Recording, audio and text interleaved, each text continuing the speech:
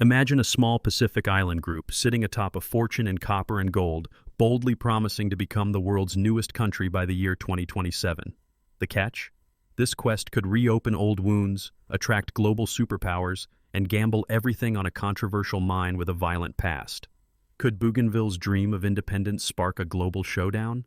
Let's rewind. Bougainville, a lush archipelago of about 300,000 people, has long endured rule by outsiders: Germans, British, Japanese, Australians. In the 1970s, as Papua New Guinea prepared for independence, Bougainville tried to break away. Canberra and Port Moresby ignored their plea, folding Bougainville into Papua New Guinea with only limited autonomy. Then came the Panguna mine. Launched in the early 1970s by an Australian company, it promised prosperity but brought devastation. Rivers were poisoned, lands scarred, and communities displaced. By 1988, resentment exploded into a brutal civil war. Over the next decade, up to 15,000 civilians perished, leaving deep scars still felt today. Peace arrived with Australian and New Zealand mediation, but Bougainville's hunger for independence never faded. In 2019, an overwhelming 98% of Bougainvillians voted to break free from Papua New Guinea. Yet, years later, that dream remains stuck in negotiations and international hesitation. A new chapter is unfolding. Bougainville's leaders now look to the Panguna mine as their key to nationhood. Industry experts estimate the ground still holds over 5 million tons of copper and more than 500 tons of gold, potentially worth $36 billion over 20 years. President Ismail Torowama, a former commander in the Bougainville Revolutionary Army, has declared, "Independence will come no earlier than 2025 and no later than 2027. We are moving forward. It's the people's vision. Independence. My benchmark is 2026, the 1st of September. I will declare, no matter what happens." But hope and hard reality collide. Bougainville's annual economy is worth less than $500 million, just a sliver of what's needed to build a nation. The government is betting everything on the mine, launching a gold refinery, proposing a sovereign wealth fund, promising new infrastructure and jobs. Yet the wounds of Panguna's past are unhealed. Environmental destruction is everywhere. Polluted rivers, toxic waste, landslides, sacred sites destroyed. Small-scale mining fuels violence and distrust among local groups. Some landowners fiercely oppose reopening the mine, fearing a repeat of past tragedies and new social unrest. If these local challenges were not enough, global powers are circling.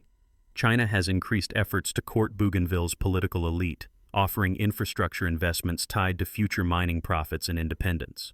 Pacific researcher Anna Powles notes, Chinese efforts to build relationships with Bougainville's political elite have increased over the years. Bougainville's minister Patrick Nasira says these Chinese proposals align perfectly with Bougainville's nationhood aspirations. Australia is watching with concern, viewing Bougainville as a strategic shield only about 1,500 kilometers from Queensland. Meanwhile, the United States has reportedly been offered a chance to set up a military base, if it supports reopening the mine. Bougainville, once overlooked, is now a focal point in a high-stakes global chess match. The big question: will the quest for fortune and independence bring Bougainville prosperity, or plunge it back into turmoil? And who will control the fate and riches of this fragile new nation? Bougainville's future teeters on a knife's edge. Hope, risk, and foreign interests all tug the island in different directions. One possible path is a peaceful transition. If Bougainville's leaders can unite divided clans, resolve disputes over mining royalties, and negotiate a fair settlement with Papua New Guinea, lasting independence could be within reach. Successful reopening of Panguna could inject billions over 2 decades, funding schools, hospitals, and roads. But the risks are real. The traumas of civil war, which claimed up to 15,000 lives, are far from healed. Divisions among landowners could ignite if some feel excluded from mining profits or see ancestral land threatened. As Bougainvillian Minister Geraldine Paul says, investing in our families and culture is just as important as investing in our minerals. Then there's the shadow of foreign powers. China's interest in Bougainville is clear. With promises of infrastructure and political support, Beijing is courting local elites and offering deals linked to mining revenues. Australian and American officials watch warily, knowing Bougainville's location, about 1,500 kilometers from Australia, makes it a strategic prize. In a twist reminiscent of a political thriller, Bougainville has reportedly floated the idea of a United States military base in exchange for support reopening Panguna. That could bring Washington and Beijing into direct competition for influence and minerals. As Anna Powles puts it, Bougainville is at the epicenter of a new great game in the Pacific.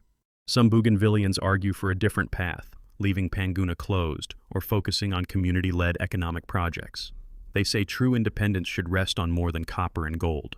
It must honor culture, heal the land, and avoid new forms of exploitation.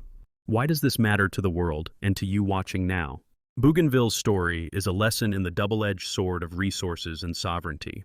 The same minerals that could fund hospitals and schools might also trigger violence and outside interference. For investors, policymakers, and everyday viewers, it's a reminder. Natural wealth is never a guarantee of peace or prosperity. It all depends on how that wealth is shared and managed. For those interested in global economics and technology, Bougainville is a case study in the new geopolitics of resources.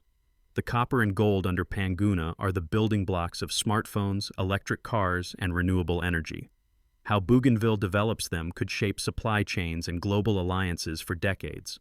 Can Bougainville overcome internal divisions and outside pressures to achieve a peaceful, prosperous independence? The odds are daunting. Entrenched corruption, weak institutions, and powerful neighbors all threaten the dream. But the overwhelming vote for independence in 2019, over 98%, shows fierce determination.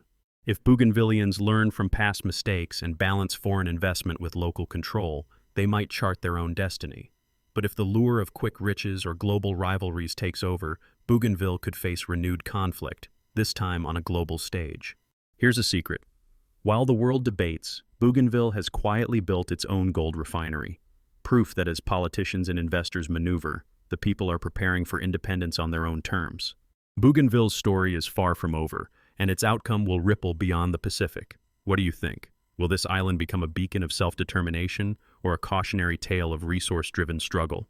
Let us know your thoughts in the comments. If you found this story eye-opening, hit like and subscribe for more deep dives into global economics and technology. Until next time.